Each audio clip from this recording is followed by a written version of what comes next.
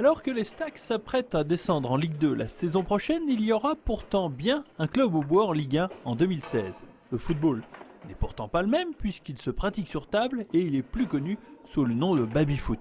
Le club de Sainte-Savine existe depuis 10 ans et il a donc connu une consécration il y a 2 semaines en accédant à l'élite du football de table, la Ligue 1. Superbe aventure, un week-end vraiment, c'est la première fois que ça m'arrive de jouer une montée comme ça pour l'élite, parce que l'année dernière on était en national, donc bon, on a bien joué aussi l'année dernière, mais c'était pas pareil, ça n'avait pas la même saveur. Il y a 3 saisons, le SAFT était en national, il a enchaîné ensuite les montées pour aujourd'hui se retrouver au plus haut niveau. Guillaume a intégré l'équipe à l'époque du national, il a été le témoin direct de cette évolution. Du coup, j'ai vu un peu le niveau national, j'ai vu qu'on avait largement le niveau pour passer. Et de voir la montée comme ça, je suis super content pour le club et super content pour Christophe qui se bat depuis des années pour ce club-là, c'est une belle récompense. Franck, l'un des vétérans de cette équipe, s'est lui aussi bien fondu dans le collectif après une très longue pause. J'ai presque pas joué pendant 20 ans. Et puis il a fallu quelques parties et on a rejoué autant qu'étant jeune, quoi.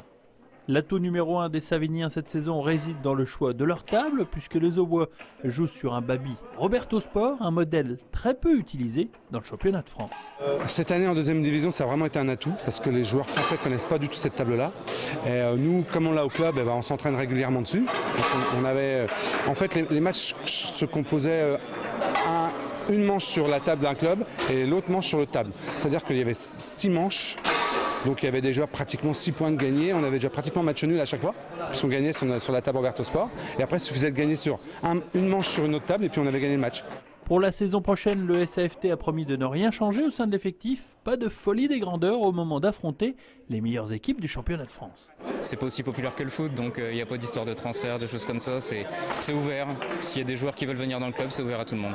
En attendant la reprise du championnat, les joueurs de Sainte-Savine ont de quoi s'occuper, puisqu'ils rejoueront dès la fin de semaine la Coupe du Monde Bonzini.